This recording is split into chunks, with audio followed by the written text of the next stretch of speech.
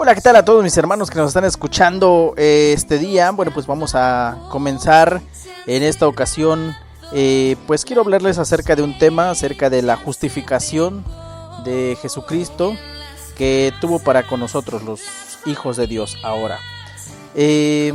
Primeramente, antes de comenzar, quiero saludar a todos. Esperamos que se encuentren muy bien, cada uno en su hogar.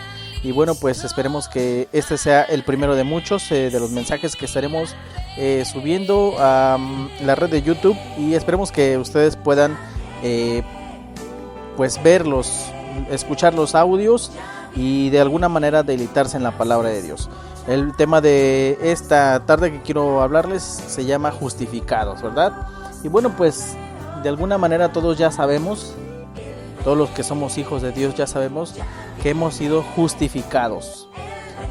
Y quiero hablar acerca de esto. Quiero hablarles acerca de Romanos, el libro de Romanos, capítulo 5, la carta escrita a los Romanos, capítulo 5, en el versículo primero, la palabra de Dios nos dice: justificados, pues, por la fe, tenemos paz para con Dios por medio de nuestro Señor Jesucristo.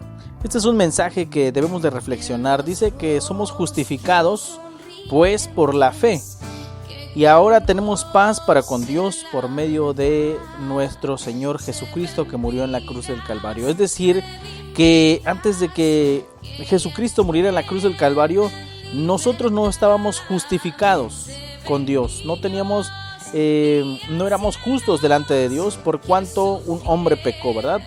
Y si nosotros leemos cuidadosamente en el versículo 12 de ese mismo capítulo, dice: por tanto, como el pecado entró en el mundo por un hombre, y por el pecado la muerte, así la muerte pasó a todos los hombres, por cuanto todos pecaron. Ahí está nuestra condición de hombre, ahí está nuestra condición de pecadores que teníamos antes de Jesucristo. Antes de que Jesús muriera en la cruz del Calvario, esa era nuestra condición. Dice que todos pecaron y no había escapatoria, no había justificación. Todos éramos pecadores. Bien, mis queridos amigos que nos escuchan, hermanos y todos nuestros, de alguna manera los que nos están escuchando, tú y yo no teníamos justificación delante de Dios. Éramos pecadores, estábamos destinados a la muerte eterna. ¿Por qué? Pues por un hombre entró el pecado, y así por ese mismo pecado todos recibimos esa maldición. Y luego en el versículo 14 dice: no obstante, reinó la muerte desde Adán hasta Moisés. Fíjate quién estaba reinando desde Adán. Vino la separación, porque la palabra muerte, como ya sabemos, quiere decir separación. Así que lo que reinaba era una separación entre Dios y el hombre. No había esa relación, no había esa comunicación. Había una muerte desde Adán hasta Moisés.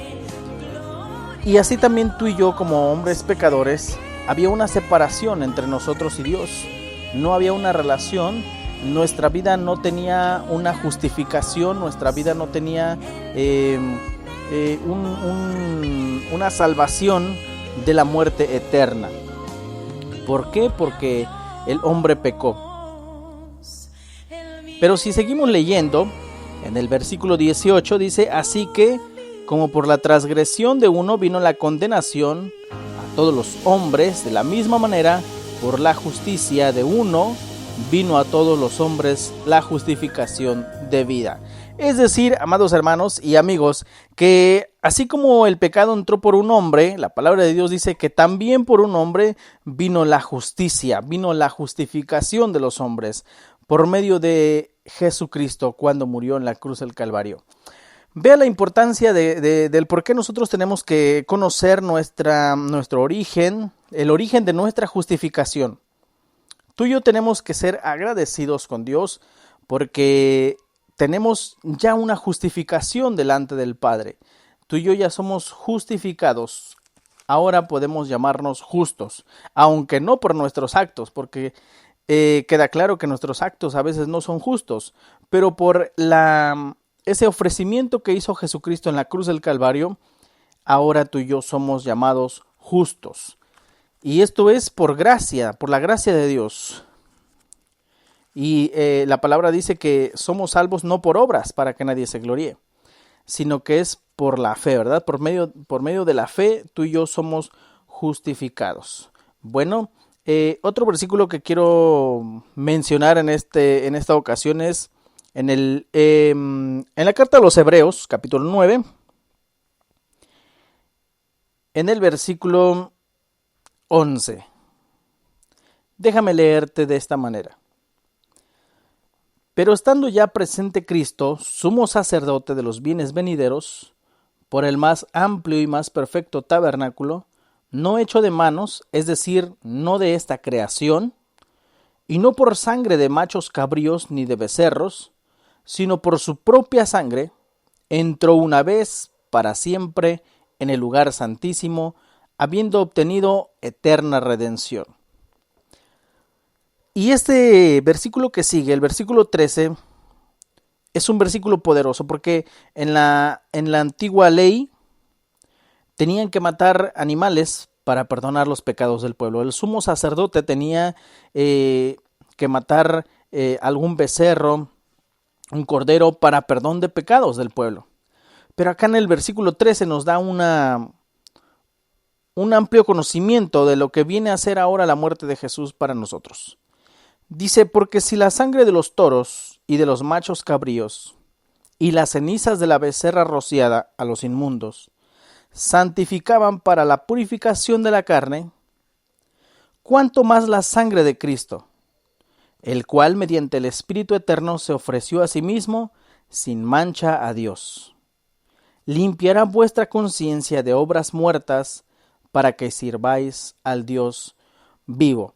Uno de los objetivos de los cuales tú y yo hemos sido rescatados o hemos sido limpiados por la sangre de Cristo es precisamente para servir a Dios. Y aquí la palabra de Dios es clara. Dice que nuestra conciencia va a ser limpia de obras muertas para que sirvamos al Dios vivo. Fíjate que tú y yo, antes de venir a Jesús, servíamos a todo lo que carece de la vida de Dios es una obra muerta. Así que tú y yo hacíamos obras muertas. ¿Qué es una obra muerta? Por si alguien no conoce, alguien que nos está escuchando, algún amigo que nos esté escuchando, ¿qué es una obra muerta? Una obra muerta es cuando nosotros hacemos una caridad o una acción esperando nosotros recibir una salvación. Ninguna obra nos va a hacer salvos de la muerte eterna. Ninguna caridad nos va a hacer salvos de la obra de la muerte eterna. Hay mucha gente que son muy altruistas y piensan que con eso se van a ganar el cielo, con eso se van a ganar la salvación, pero sin embargo la salvación no es por obras. Y todas esas obras son obras muertas. No tiene ningún caso que hagan obras para ser salvos, porque solamente mediante la muerte de nuestro Señor Jesucristo, mediante la aceptación en nuestro corazón, tú y yo vamos a ser salvos. Pero fíjate con qué objetivo tú y yo somos salvos. Dice que para qué sirvamos al Dios vivo. El servicio a Dios es fundamental en los hijos de Dios. El servicio es fundamental porque para ello tú y yo hemos sido rescatados de la muerte y del infierno. Así que tú y yo no echemos en vano la salvación que Jesús ha hecho por nosotros. Si para algo Dios nos ha rescatado, es precisamente para ofrecer nuestra vida al servicio de Dios. Y ya por último quiero leerte otro pasaje. Esto lo encontramos ahí mismo en Hebreos, en el capítulo 10. En el versículo 19 podemos leer que Dios nos está diciendo: así que, hermanos, teniendo libertad para entrar en el lugar santísimo por la sangre de Jesucristo, por el camino nuevo y vivo que Él nos abrió a través del velo, esto es, de su carne. Fíjate que Jesús nos abrió ese camino vivo y nuevo. De hecho, Él es el camino, Él es la verdad y Él es la vida. Él nos abrió ese camino para precisamente tú y yo tener vida y vida en abundancia. Y si nosotros somos cuidadosos, en el versículo 17, unos versículos antes de lo que acabamos de leer, dice, nuestro Dios es tan misericordioso que dice, añade, nunca más me acordaré de sus pecados y transgresiones, pues donde hay remisión de estos, no hay más ofrenda por el pecado. Es decir que la muerte de nuestro Señor Jesucristo en la cruz del Calvario no solamente es por momentos, no solamente es para que te perdone tus pecados por un día, por 2 días, etc. La muerte de nuestro Señor Jesucristo en la cruz del Calvario es para siempre. Y no solo eso, sino que dice que nunca más se acordará de nuestros pecados y transgresiones. Nunca más vendrá la acusación de parte de Dios. Muchas veces la acusación viene de parte de nosotros mismos e incluso la acusación viene del diablo. De que alguna vez pecamos y el diablo nos acusa, nos señala. Sin embargo, Dios dice que Él nunca más se acordará de nuestras transgresiones, porque Él ya derramó su sangre en la cruz del Calvario.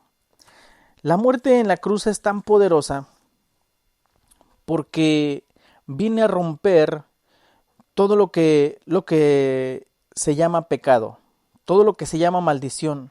La muerte en la cruz es tan poderosa porque viene a rescatar a todos los que no teníamos esa oportunidad de ser salvos, es decir, a nosotros. Solamente podían ser salvos los judíos.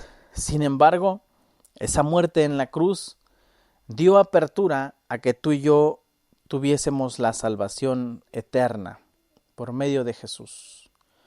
Por eso es de que lo que hace tan poderoso ese madero, lo que hace tan poderosa esa cruz, no es el material del que está hecho, no es quién la fabricó, sino es quién murió ahí. Y en esa cruz, nuestro amado Jesucristo se entregó en cuerpo, en alma y en espíritu. Dice la palabra de Dios que Él bajó hasta lo más profundo de la tierra, trajo consigo a los que estaban cautivos, trajo consigo Él dice que le arrebató las llaves del infierno. Esa muerte en la cruz es tan poderosa que podemos disfrutar de ese poder hasta el día de hoy. Por eso es que no debemos de echar en saco roto la muerte en esa cruz. ¿Qué simboliza la cruz en nuestra vida? La cruz no solamente debe de representar algo religioso o algo como un amuleto, no, la cruz debe de representar en nosotros que alguien murió ahí. Y no cualquier persona, sino uno que no había cometido pecado. Uno que estuvo dispuesto a entregarlo todo. Como cordero mudo fue llevado al matadero. Lo que debe de representar para nosotros la cruz es un símbolo de salvación para nuestra vida. Y no solo eso, sino que ahora tenemos oportunidad de que nuestras generaciones sean salvas. En estos tiempos que estamos pasando, tiempos un poco complicados, es necesario hacer reflexión. ¿Qué simboliza para nosotros la cruz? ¿Qué simboliza para nosotros el sacrificio que se llevó a cabo en esa cruz?